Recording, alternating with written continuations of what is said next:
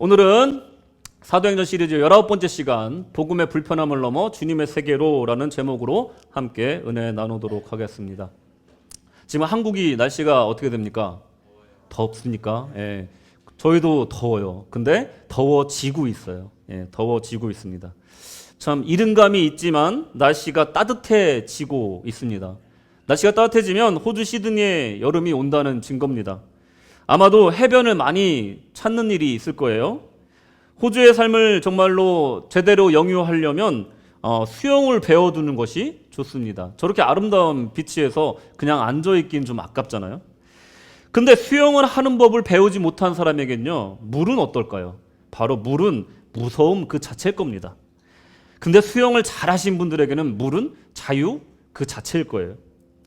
앞으로 나아가거나 숨조차 쉴 수 없게 방해하는 존재로, 불편한 존재로 물이 다가올 것이라는 겁니다. 또 어떤 예가 있을까요? 스키나 스노우보드를 탈 줄 아는 사람에게는 바로 이 눈은 바로 탈 수 없는 사람에게는 눈은 어그적 걷거나 눈싸움을 하는 정도의 장소로 끝난다는 거예요. 어떤 면에서는 눈도 불편함을 준다는 겁니다. 그러면 이건 어떨까요? 행글라이더를 탈 줄 모르는 사람에게 절벽은 어떤 것일까요? 이건 뭐 더 심각한 거죠. 절벽은 그야말로 절체절명의 죽음의 공포일 겁니다.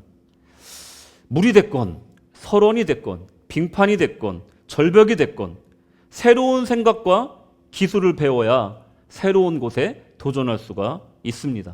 나이가 들면 들수록 새로운 것을 배우고 새로운 기술을 배우고 새로운 곳에 가는 것은 정말로 불편한 일일 수가 정말 불편한 일입니다. 익숙치 않은 것은 불편합니다. 왜 제가 이런 말을 하냐? 바로 성경에는 이런 불편한 곳으로 우리를 항상 보내는 이야기가 너무나 많이 있기 때문에 그렇습니다. 오늘 사도행전 내용을 보면 예루살렘과 안디옥의 초대교회들은 복음을 통해서 이 새로운 세상을 보게 되었습니다. 유대인 공동체였던 그 교회들이 이제는 새로운 넓은 세상으로 나아가기 시작했다라는 거예요. 불편함을 이겨서 복음을 전파하는 길로 기꺼이 순종하고 나아갔다는 거예요. 반면에 새로운 선교지의 사람들은 기존의 질서와 전혀 다른 복음이라는 질서를 만나자 불편함을 느끼고 더 나아가 저항하고 핍박하게 됩니다. 세상은요, 복음을 향해 끝없이 저항하고 방해합니다. 여러분, 현대 기독교인들은 누군가가 대립해 가면서 기독교임을 주장하는 사람이 정말로 찾아보기 힘듭니다. 네가 교회 다니는 사람이었어? 하는 질문을 받는 사람들이 많다는 거예요. 세상의 질서가 딱히 복음에 위협이 되지 않는다고 생각하는 사람도 많습니다. 반대로 세상이 복음 때문에 불편하면 안 되지, 그것은 오히려 복음 전파하는데 도움이 되지 않아 라고 생각하는 사람도 있어서 조심스럽게 사회생활을 하고 관계를 하는 사람도 많이 있습니다. 오늘 본문의 전도자들은 교회의 가장 핵심적인 리더였다는 것도 교회에게는 굉장히 불편한 사실이었습니다. 왜 다른 사람을 보내지 않고 교회의 가장 중요한 리더 2명인 바나바와 바울을 보냈을까? 이것 또한도 복음을 전파하기 위해 겪어야 될 불편함 중에 하나였습니다. 또한 평안하고 풍요로운 사이플러스 섬과 비시디아 지역에 파장을 일으키는 일은 정말로 많은 위협과 불편을 일으키는 일이었습니다. 그런데 왜 이렇게 기독교인들은 어렵고 핍박받는 삶을 자처해야 될까요? 왜냐하면 여러분, 복음은 전파하는 일 자체가 그런 불편함을 야기시키기 때문에 그렇습니다. 기독교인으로 살아가는 것은 세상의 저항과 맞닥뜨리는 것입니다. 세상은 하나님의 법을 불편해합니다. 그런데 복음을 전하다가 이런 저항을 만나게 되면 여러분 오히려 기뻐하시기 바랍니다. 하나님의 방식을 불편하게 여기고 거스르는 이 어그러진 세상 속에서 하나님의 세계를 누리며 자유와 은혜를 누리며 살아가는 사도들의 삶에 대해서 오늘 살펴보도록 하겠습니다. 말씀 통해서 오늘 우리도 그렇게 살 수 있기를 소망하고 그렇게 살아갈 믿음과 용기를 달라고 기도하시는 복된 시간 되시기를 바랍니다. 아멘. 자, 복음의 불편함을 넘어 주님의 세계로, 첫째로 신화와 마술의 세계, 둘째로 경애와 지혜의 세계, 이 두 가지 주제로 함께 은혜 나누도록 하겠습니다. 첫째로 신화와 마술의 세계.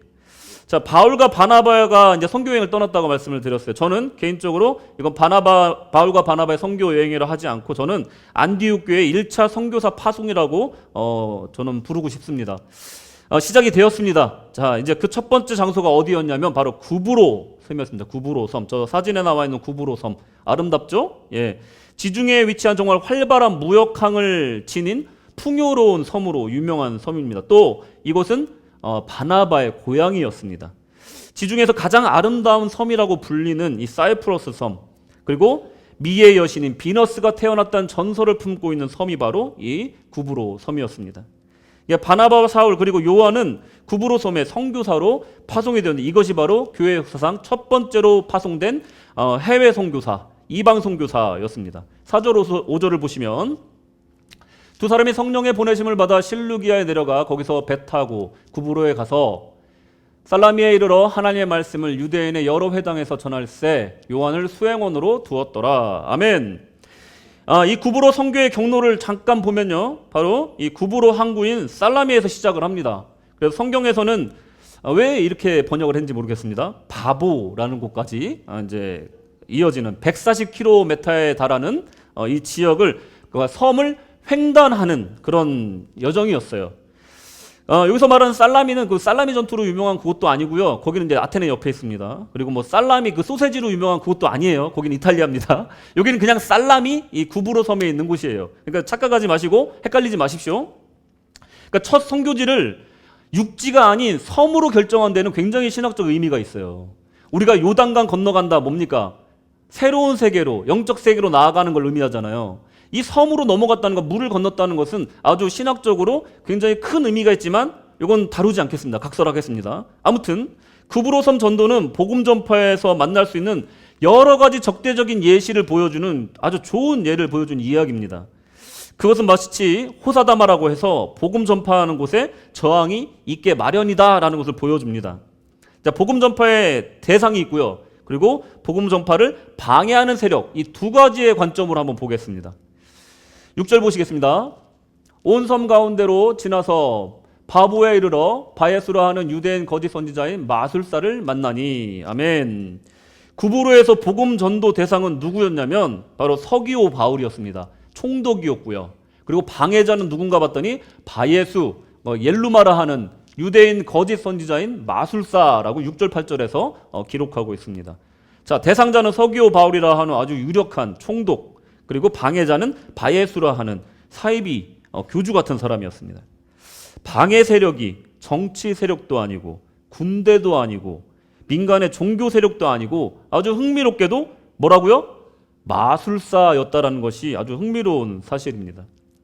분명 유대인 거짓 선지자라고 했는데 왜 마술사라는 말까지 덧붙였을까? 이게 정말로 흥미로운데 당시의 정치 환경을 좀 보면 압니다. 당시의 실권은 로마 제국이 갖고 있었지만 실질적인 그리스 문화를 동경하는 사회였어요.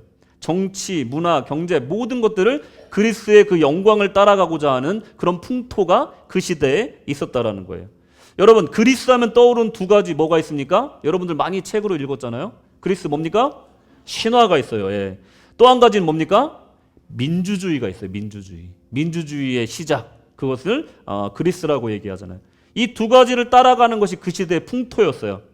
당시 그리스 문화권에 있던 정치인들이 어떻게 정치를 결정했냐면 물론 민주주의를 결정을 했지만 가장 큰 결정, 전쟁이나 큰 결정은 어떤 올림푸스에 있는 신전에 제사를 드리고 신탁의 메시지를 받아서 그것을 결정하는 방식을 취했다라는 겁니다. 로마는 더 했습니다. 거기다가 구브로는 섬이잖아요, 섬. 여러분 섬에 한번 작은 섬에 가보시면요, 거기에 가면요 샤먼 종교도 굉장히 많고 뭐 점쟁이도 많고요. 그리고 뭐 용왕신을 섬기는 무슨 사당도 있고 섬에 가면 그런 게 굉장히 많습니다. 왜 그러냐 하면은 배를 타고 나갔는데 어떻게 될지를 모르잖아요. 그러니까 그때 그 섬에서는 샤먼 종교를 그렇게 믿으면서 그 신들에게 이렇게 어떤 것을 요구하는 그런 문화가 강했다는 거예요. 구브로도 섬이기 때문에 그런 문화가 강했다는 거예요. 저 보세요. 예, 저 보십시오. 나만 바라봐. 예. 그래서 이 구브로라는 섬에는 이런 문화가 있었다라는 거예요. 거기다가 또 뭐가 있었냐면 특히 구브로 같은 섬에는 점성가, 마술사 이런 사람들을 곁에 두고서 정치를 했었답니다. 그래서 그들의 영향력이 굉장히 막강했대요. 그 중에 한 사람이 바로 이 바예수라는 사람이었어요. 거짓 선지자이자 마술사가 점령한 세계, 신화와 마술이 점령한 세계가 바로 이 구브로였다는 겁니다. 그곳에 하나님의 세계로 변화시키기 위해서 바나바와 바울이 간 것입니다. 신학자 톰 라이트는 이렇게 말했습니다. 복음은 반대 없이 전파되지 않는다. 복음은 원수가 점령한 영토를 침범했고 원수는 싸울 의지가 분명했다라고 얘기하고 있습니다. 이것은 분명한 영적 전투라는 거예요. 분명히 싸움을 걸어오고 있는 것입니다. 이것을 우리가 무시할 수는 없다는 거예요. 어디에 우리가 전도를 하든지 간에 이런 일은 벌어진다는 거예요. 전도 대상자가 있고 방해자가 꼭 있다라는 겁니다. 본문의 반대제자 해방꾼인 바예수, 이름의 뜻을 봤더니 바예수, 앞에 이 접두사 바라는 것은요, 누구누구의 아들이라는 뜻입니다. 여러분, 여기서 퀴즈입니다. 바요나 누굽니까? 시몬. 그럼 누구의 아들이에요? 시몬의 아들이면 안 됩니다. 바요나, 시몬, 누굽니까? 누구의 아들입니까? 요나의 아들이란 뜻이에요. 시몬 베드로의 아빠가 누구야? 그러면 누구라고요? 요나가 되는 겁니다. 바광태, 라온 이렇게 되는 거예요. 그러니까 바라는 것은 뭐냐면 아들을 뜻하는 거니까 바예수라는 것, 우리 예수님의 이름을 갖다 쓴 거예요. 바예수 뭡니까? 구원의 아들이 돼버리는 거예요. 얼마나 불경한 이름입니까? 거짓과 복음, 마술로서 사람을 미혹하고 있는 자, 정치적으로 큰 영향력까지 탐하고 있던 종교 사기꾼이 바로 바예수였다라는 겁니다. 거기다가 불경하게도 우리 예수님의 이름, 메시아의 이름을 갖다가 썼다는 거예요. 여러분, 한국에도 자기가 예수다 하는 사람이 50명이 넘는데요. 이걸 전문 용어로 뭐라고 하냐면 예수 호소인이라고 한대요. 그래서 이 사람도 예수 호소인이었던 거예요. 그러니까 사이비 교주였던 겁니다. 그런데다가 정치적 영향력까지 갖고 있었던 거예요. 그런데 아주 신기한 일이 벌어집니다. 이런 풍토 속에서 아무것도 없는 곳에서 이런 마술과 신화가 점령한 이 구브로에서 이 세계에서 복음을 들고 갔더니 한 알의 씨앗이 보이기 시작하는 거예요. 그게 뭐냐? 복음 대상자였던 총독 서기오 바울이라 하는 사람이 바나바와 사울을 호의적으로 대합니다. 7절 보시겠습니다.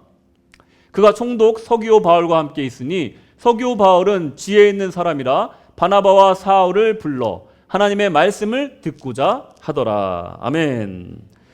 이 바예수와 밀접하게 결탁되어 있고 구브로의 정치 상황에서 서기오 바울이 바나바와 사울에게 호의적으로 영접한다는 것은 쉬운 일이 아닙니다.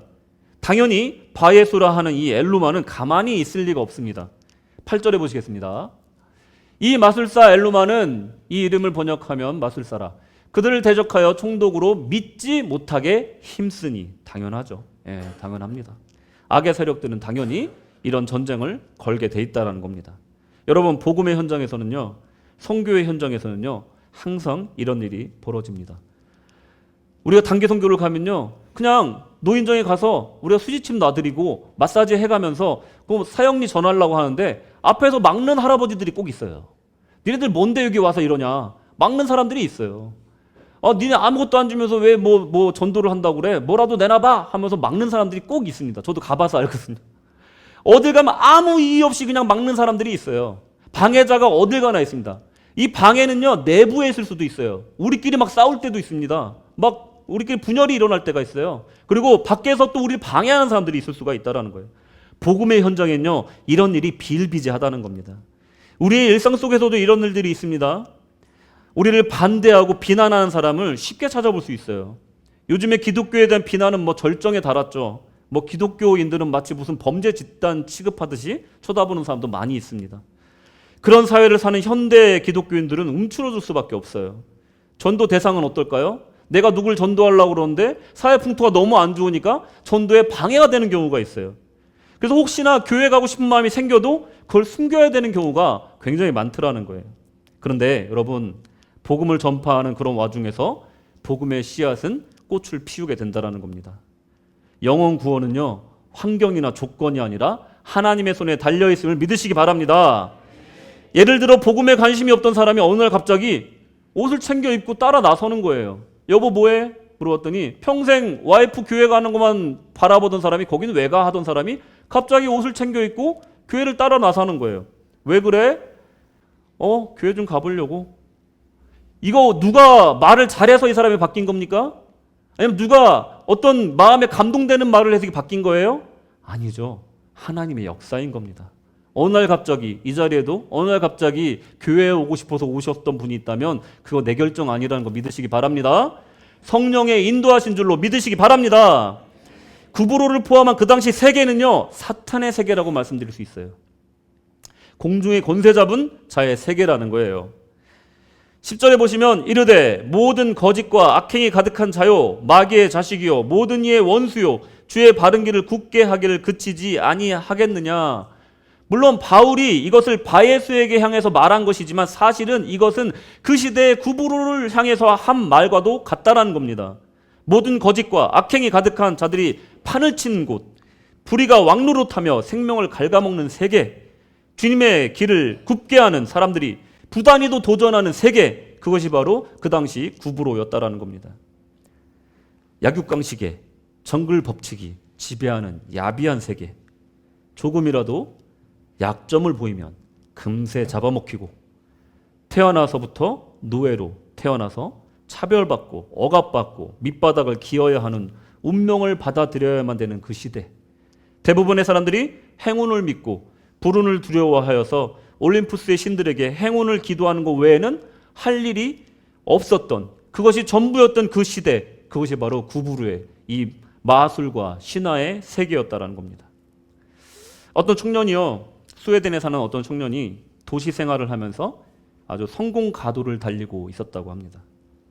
이름이 굉장히 어려운데 비온 나타코 린덴블라드래요. 이게 뭐 이름이 이렇게 어려운지 모르겠어요. 다시요. 비온 나타코 린덴블라드. 이 사람 이름 어떻게 불러야 돼요? 비온이라고 불러야 되나요? 그 사람이 쓴 책이 있어요. 내가 틀릴 수도 있다라는 책에 이렇게 고백합니다. 한순간도 마음이 진정으로 충만하다고 느껴본 적이 없습니다. 나의 삶은 분주하여 스케줄은 빈틈이 없지만 내 마음속은 뭔가 채워졌으면 하는 공간이 내 마음속을 가득 채우고 있었습니다.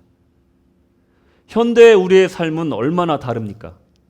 우리는 문명인으로서, 성인으로서 모든 것을 내 뜻대로 통제하며 살고 있습니까? 우리의 미래는 예측 가능합니까? 우리의 건강은요? 우리의 노후는 또 어떻게 될 건지 정확히 예측하는 사람이 이곳에 있습니까?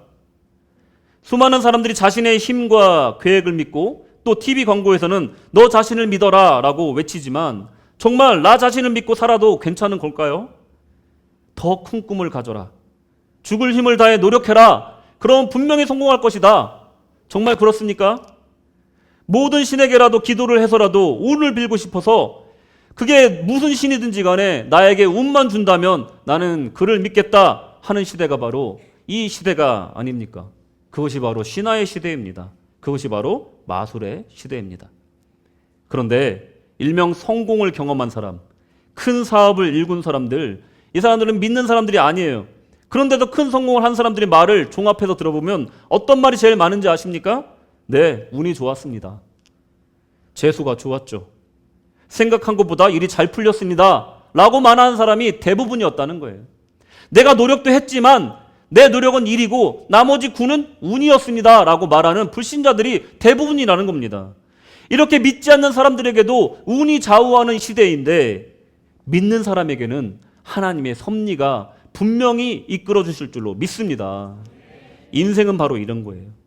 인생은 많은 부분을 우리가 스스로 통제하고 있다고 착각하는 거에 불과하다는 겁니다. 세상은 여전히 복음을 불편해합니다. 아니, 하나님의 뜻을 거스르고 구원을 자꾸 다른 곳에서 찾는 것입니다.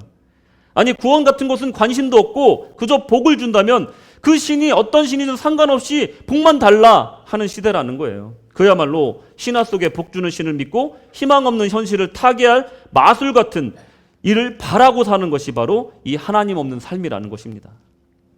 순간 주어지는 달콤한 행복으로 영원한 삶과 내세에 대한 관심을 갖지 못하게 하고 믿지 못하게 하는 것, 이것이 바예수의 전략이고 그리고 사탄의 계략입니다. 여러분, 마술에 현혹되지 마시기 바랍니다. 아무런 결정권이나 능력이 없는 헛된 신에게 믿음을 팔면 절대로 안 됩니다. 세상의 초등학문과 철학과 지혜의 마음을 뺏기지 마시기 바랍니다. 왜냐하면 그 모든 것들이 헛되기 때문에 그렇습니다. 시편 127편 1절 말씀. 다 같이 읽겠습니다. 시작.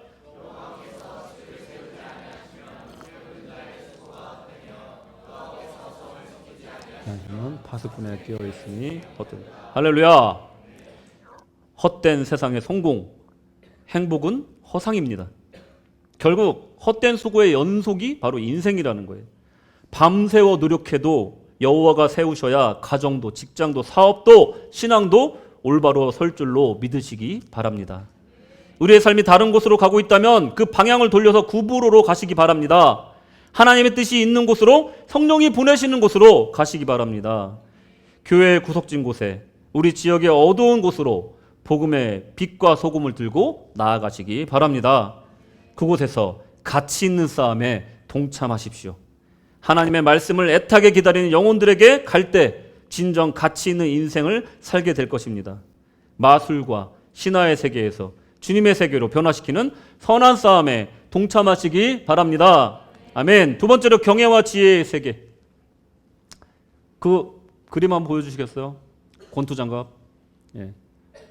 예, 우리 창립자인 윌리엄 부스가 했던 말, I will fight. 이걸 좀 보여주고 싶었어요. 예, 경애와 지혜의 세계.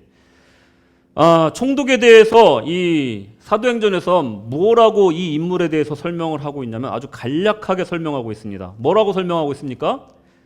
지혜 있는 사람. 예, 맞습니다. 지혜 있는 사람으로 기록하고 있어요.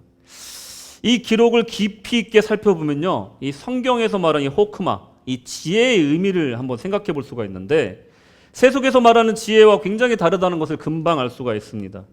경험이나 사고, 관찰 등을 통해 얻을 수 있는 마음의 작용이다 하는 것이 세상의 지혜예요. 근데 성경적인 지혜는 뭐냐면 세상을 주관하시는 하나님의 탁월한 경륜과 인간의 이해를 초월한 창조주요, 심판자이신 하나님의 무한하신 지혜를 가리키는 명사이다. 그리고 동시에 인생들에게 은사로 주시는 참된 지혜를 뜻한다. 하나님의 속성이기도 하면서 인간에게 주시는 속성이기도 하다라는 거예요. 즉 서기오 바울이 지혜로운 건요, 이 사람이 어떤 지식이 많은 게 아니에요. 이 사람이 성품이 지혜로운 게 아니에요. 그 뒤에 있는 말을 보면 알겠지만 바나바와 사울을 통해서 말씀을 듣고자 하는 마음을 가졌기 때문에 지혜롭다고 한 거예요. 그러니 이 지혜라는 것은 이 사람의 성품이 아니라는 겁니다. 하나님이 주신 마음인데 어떤 마음이냐? 이 지혜란 단어를 헬라어로 한번 또 동사로 찾아보면 그것을 알 수가 있습니다. 더 깊은 은혜가 있어요. 저 보시면 알겠지만 어디로 향한다. 누구에게 간다. 어디 안으로 가는데 어디로 가냐면 능숙한 자, 영리한 자 또는 현자에게 간다. 잘렸는데 현자에게 간다라는 뜻이에요. 무슨 말입니까? 지혜로운 자에게, 영리한 자에게, 능숙한 자에게 간다라는 뜻이 바로 지혜란 동사라는 거예요. 여러분, 오늘 주님께 나아오신 줄로 믿으시기 바랍니다. 여러분들은 지혜자인 줄로 믿으시기 바랍니다. 아멘. 이것이 바로 지혜라는 거예요. 명사로서는 그렇지만 동사로서는 이런 의미를 담고 있다라는 겁니다. 여러분, 본문의 선교팀 이 바나바와 이 사울, 이 서기오 바울과는 이전에 만난 적도 없어요. 인연이 전혀 없는 사람들인데 만나고 싶어지는 거예요. 복음을 듣고 싶어지는 거예요. 이 마음을 주는 것은 우리의 노력이 아니라는 거예요. 하나님의 능력이고 섭리의 작용이라는 거예요. 그저 하나님이 그저 정권적으로 은혜를 통해서 그에게 지혜로운 마음을 주사 그에게 신심을 주셨고 하나님을 향한 갈망을 부어주셨다라는 거예요. 이러니 복음 전파가 사람으로 능력으로 된다는 것, 자원이나 돈으로 된다라고 말하는 것은 그야말로 넌센스라는 겁니다. 그리고 그 서기오 바울에게 부어줬던 또 다른 마음은 무엇이냐면 경외하는 마음이었어요. 경외하는 마음. 시편 2편 11절 말씀 보시면 다 같이 읽겠습니다. 시작. 여호와를 경외함으로 섬기고 떨며 즐거워할지어다. 아멘. 경외하는 것이 우리가 흔히 생각하는 무서운 아버지를 떠올리게 되잖아요. 무서우니까 말을 잘 듣고, 무서우니까 죄를 짓지 않는, 두렵게 떠는 모습을 우리는 상상하잖아요. 근데 시편 2편 11절엔 전혀 새로운 개념을 제시합니다. 경외한다는 것은 섬기는 거 맞아, 떠는 거 맞아, 그런데 즐거움이야. 이걸 알려주시는 거예요. 무섭기만 한 건 경외가 아니라는 거예요. 하나님이 두렵고 떨리는 존재이신데 내가 그분을 만나고 싶어. 무서운 분을 만나고 싶습니까?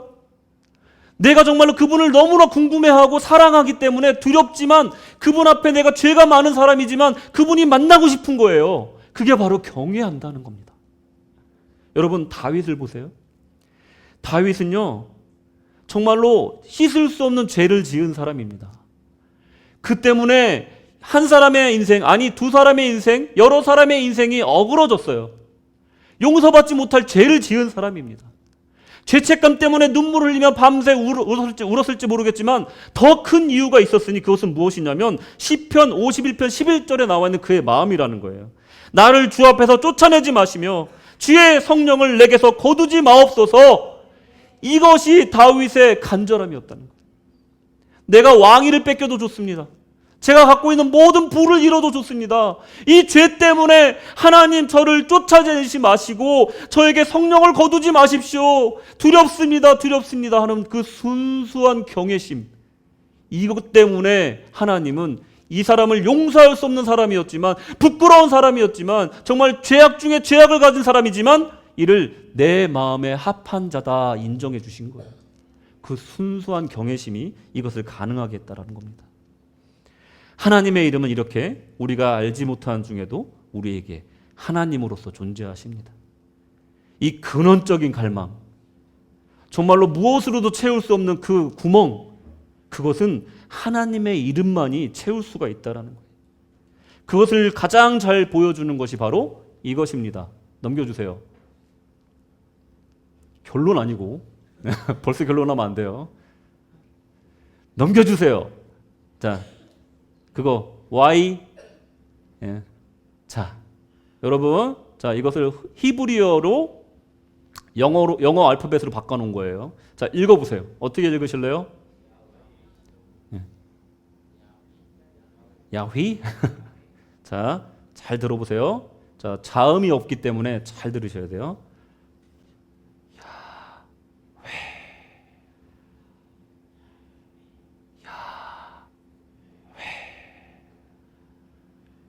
다음 거 보여주세요. 여러분의 호흡입니다. 신학자들은요, 이것을 세 가지로 해석을 합니다. 첫째, 우리가 아무 언어도 알지 못하던 엄마 뱃속에서 처음으로 내뱉었던 호흡.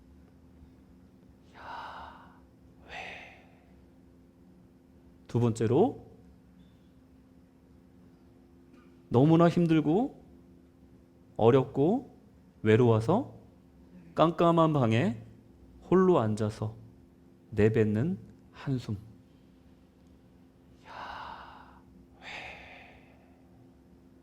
그리고 우리 인생의 마지막 순간에 우리가 이 말을 하면서 이 세상을 떠날 거예요.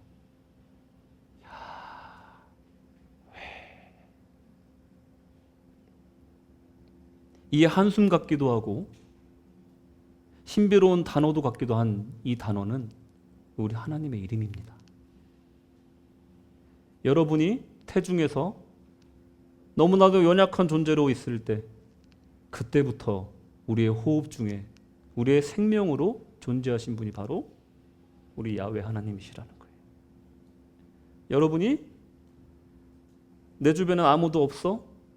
너무나 힘들어 하면서 어둠 방에 움츠리고 누워 있을 때 그 한숨 속에 함께 하신 이름이 바로 야훼라는 거예요. 우리가 이 인생길을 마치고 돌아가는 그 순간에도 우리는 이 야훼 이름을 부르며 천국에 갈 줄로 믿습니다. 우리 하나님은요, 이런 분이세요. 우리 하나님은요, 우리가 모르는 중에도, 우리가 의식하지 않은 그 순간에도 우리의 호흡 중에 함께하고 계셨다는 겁니다. 여러분, 우리 신앙생활 하는 것이 눈에 보이는 곳에 좌지우지 될 때가 얼마나 많습니까?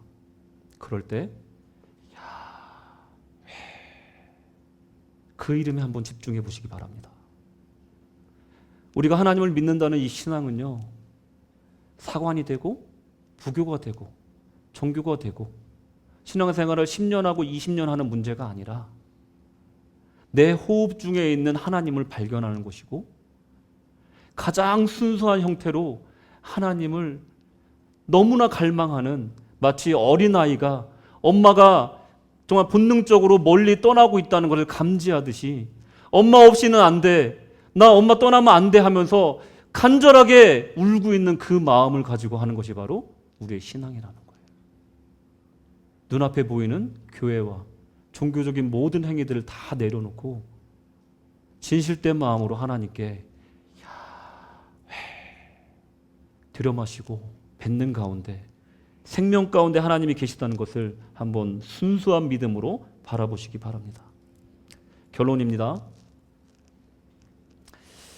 이사야서 52장 7절 말씀, 좋은 소식을 전하며 평화를 공표하며 복된 좋은 소식을 가져오며 구원을 공포하며 시온을 향하여 이르기를 내 하나님이 통치하신다 하는 자의 산을 넘는 발이 어찌 그리 아름다운가. 바나바와 사울의 선교 여행은 아름답고 충만한 여정이었습니다. 때론 세상의 마술과 권력에 의해 방해받았고 핍박받았고 물질적으로 궁핍하였지만 그들의 삶이 충만하고 기뻤던 이유가 뭘까요? 우리는 이렇게 어렵고 힘든 세상을 살면서 왜 우리는 기쁘게 신앙생활을 할 수가 있습니까? 서기오 바울 같은 하나님을 모르는 사람이 그 태중에서 만났던 그 야훼의 이름을 발견하는 그 순간에, 그 경이로운 순간을 매번 체험했기 때문에 바나바와 사울은 이 일을 멈출 수가 없었습니다.